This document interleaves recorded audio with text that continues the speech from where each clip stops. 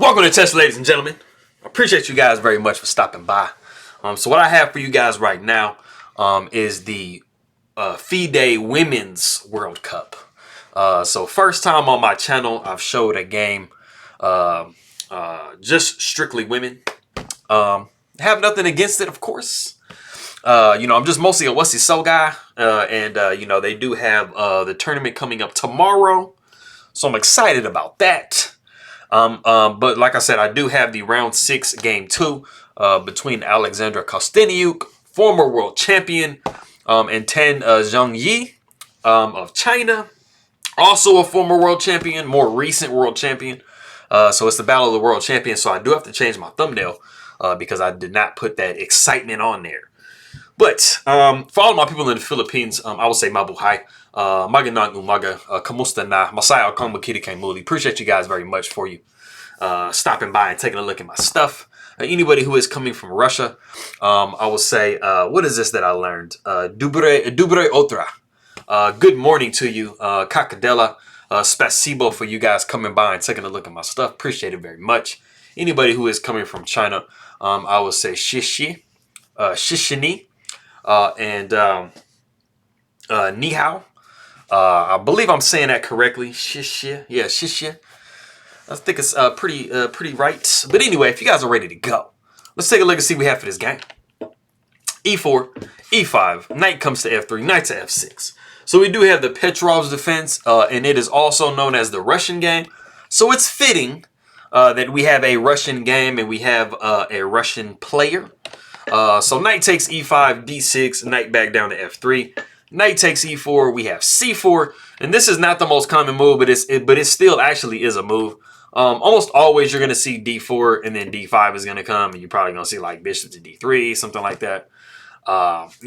It's probably the most common way that it gets played, but like I said, we do have C4, and C4 is just wanting to try to make D5 kind of unattractive for black to play. Knight comes to C6, D3. It's really interesting what we see come up here. We literally see like 3 different movements from the same piece. So we have D3, knight comes to F6, D4, bishop to E7, and then D5. So it's kind of crazy how it's like we went here, here, here. I just thought that was funny. You don't normally see a pawn just move 3 straight times. Knight comes to E5. And due to all of the different pawn moves, we are going to be coming up on a novelty very quickly. Bishop comes to E2, and then knight takes F3 with check, and this is the novelty of the game. So already on move 9, we do have a brand new game.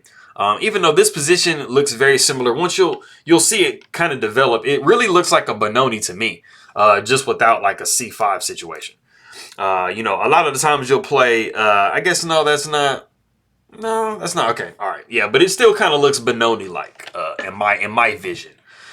Bishop takes F3. We have H5, H3. Bishop comes to F5. Knight to C3. Queen to D7. Bishop to E3. A6 and A4. And for anybody who does play the white side or even the black side of a Benoni, this has to look familiar to you. You don't usually have the bishop here. But this bishop can very normally come here. This bishop is usually over here. So this looks like identical to a Benoni to me. I don't know, maybe not for anybody else. But and then we have C5. So it literally looks identical to a Benoni. I don't know. It's just me, maybe. Pawn takes E6 en passant. Pawn takes C6. And now for black, you do kind of possibly have a little bit of a weakness here on D6.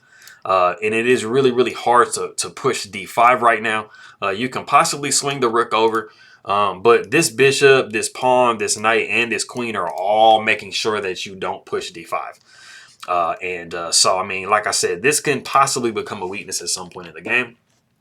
A5, we're thinking about maybe kind of swinging the knight up here. It's not the greatest outpost ever, but, I mean, it's actually pretty nice to kind of plug this file up. Rook comes to B8. Castles by white, castles by black. If we actually go back, some of you guys might be thinking like, what's wrong with rook takes B2? I mean, because it just kind of seems like it's a pawn. It's actually playable. The position is right now is actually very strong for white. So even after we do castles, it is pretty strong for white. Probably maybe roughly like a pawn's worth of an advantage. This just kind of gives white just a little bit more. It's not a crazy amount different, but if after you saw rook takes b2, you probably would see bishop to d4, rook to c2, rook over to e1, and then castles. And I mean, it's just maybe slightly worse than what we actually saw in the game. But it's like not like it's just completely losing or anything. But I mean, this is actually looks like it probably be like a nice little position for black. But like I said, we do see castles by black. Knight comes to a4. And this is nice because, there really isn't anything attacking this pawn, so you do kind of have the time to do this maneuver. d5, and then knight does come to b6. And, white is a little, I mean, you can just kind of see the difference between black and white's position. They have this knight that's basically plugging up this this rook. Black doesn't have like as much activity as white does. These bishops are really nice here. And so it's just a little bit more of an initiative type position for white.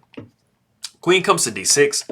We have rook over to c1. Queen comes to b4. We're trying to see if we can tickle this pawn a little bit. And bishop comes to d4 for white. And then we have pawn takes c4. And there is actually a really big opportunity in the position right now for white. But we actually do see rook to e1. Now, before we see pawn takes c4, the queen can actually possibly take on a5, and then after rook to a1, just kind of move the queen back. So this is actually something that was legitimate. But after we did see pawn takes c4, we had rook to e1. But something that was actually pretty monstrous, and you just kind of start collecting pawns as white, is actually rook takes c4. And you definitely, of course, don't want to go queen takes a5 here because you're going to be trapping your queen with rook to a4. So you're going to have to give up the queen for some material. So you would probably see queen to d6, but then you're able to just snag another pawn. And the queen is just never really comfortable in this position. And you are down a pawn. So, I mean, it's just, looking really nice. So, like I said, after we saw pawn takes c4, we did see rook to e1. So this gives black a little bit of breathing capabilities. So we do have bishop backing up to e6. The problem that we had is we couldn't really move our queen because this rook was going to take this bishop over here on e7. So we have to kind of plug that situation up. So we have actually reached the point in the game that if you do want to stop the video and see what Kosteniuk plays in this position, go ahead and do so. All right, cool. So as you guys probably imagine, it is a sacrifice of some kind. What better sacrifice to make than just blowing the position open with rook takes e6. So rook takes e6. If you found rook takes e6, I think a lot of the times, like, it's kind of easy to find. I mean, it's not like I'm not downplaying, like, your ability to find the move. But I think that, like, at least for me, like, when I'm looking at a position and somebody's like, hey, man, guess the move, I always think of, like, where is a sacrifice at in the position? So rook taking e6 is, literally the sacrifice that's in the position. There really aren't a lot of other ones. I mean, of course, you can like sacrifice your rook here and just get it taken for free, but that's weird. So rook takes e6 just seems like it just kind of fits the whole thing perfectly. So rook takes e6, pawn takes e6, and then we have queen to e2. And you are triple attacking this pawn. You're attacking this pawn. So, you actually got quite a bit of play for this rook sacrifice. Rook comes to f7. A knight takes on c4. We have knight to d5. Bishop takes h5. So as you can see, white is actually starting to kind of collect some pawns. So they definitely have like, a nice initiative for that rook sacrifice. Rook b comes to f8. Queen takes on e6. So now you are pinning this rook, and you also have the bishop attacking it as well. So it's looking kind of nasty for the rook. Knight comes to f4. You have bishop takes f7, just a perfect, in-betweener move. Rook takes f7, and then you have queen back to g4. You want to defend this square because this knight was trying to fork and cause a whole bunch of problems in white's camp. So we have bishop to c5. And then it is possible to take on c5 with the bishop here, but we have the super accurate bishop back to e3. And this is just nice because if you do have a bishop trade, you're going to be taking back with the pawn and not the knight. Everything is held. The knight is holding this pawn. It's also holding this pawn. This rook is holding this knight. This bishop is, kind of like nice and central. And then when the pawn takes, you don't have to change anything on the queen side. And you're just basically just inconveniencing this knight. So that's literally what we saw in the game. Bishop took e3, pawn took e3, and then now it's just really kind of inconvenient. So what what Zhongyi decides to do is go queen to c5 and pin that pawn to make sure that you cannot take. And then we have a nice little like deflection try with b4. Queen goes back to a7, maintaining that pin. And then rook comes to f1, and now we're counter kind of pinning. I mean, it's not a true pin, but knight comes to d3, and then we see rook over to d1. And, you know, white is taking advantage of the, you know, the open file that it has over here. Knight comes back to e5, which just seems kind of inconvenient because the knight is holding this pawn, and it is also, you know, so it's attacking the knight, it's attacking the queen and stuff like that. But white has a really nice way of finishing this position off. You actually have rook to d8 with check first. And, you know, of course, you know, you have to parry a check. I mean, so, you know, there's something that has to happen here. It's actually pretty mating if you try to come over here, because then you're going to be looking at queen to h5, and that's probably going to be mate. So you definitely don't want to do that. So you're pretty much forced to go back to f8 with the rook. Rook takes f8, king takes f8. You have queen to f4 with check, and this is double attacking this knight. So the knight is just literally hanging. Knight comes back to f7, and then we have like the super finishing knight to e5. And there is no way to save this position, period. And it was in this position that Zhongyi resigns the game. And it's pretty straightforward and simple. I mean, there's so many different options that you can pursue in this position. You can just continue to add pressure if you want. Or you can just say, hey, man, I just want to just simplify things. You know, black probably will play something like g5. You can go into this. I mean, this isn't like the best possible line, but I mean, this just wins as well. Queen takes f7 with check. Queen takes f7. Knight takes f7. King takes f7. You know, then king to f2 or something. I mean, it suggests king to h2, king to f2. It literally doesn't matter what you do in this position. And this is like a very, very easy game to win, even if you don't have any in-game technique, because you just have so many pawns. So you have pretty much like unlimited, what we call reserve tempo. If you ever get into a situation where the kings are opposed and you have to kind of gain the upper ground, you can always just push a pawn somewhere and basically force black to move their you know, put them in like a zugzwang position where they have to move, and it worsens their position.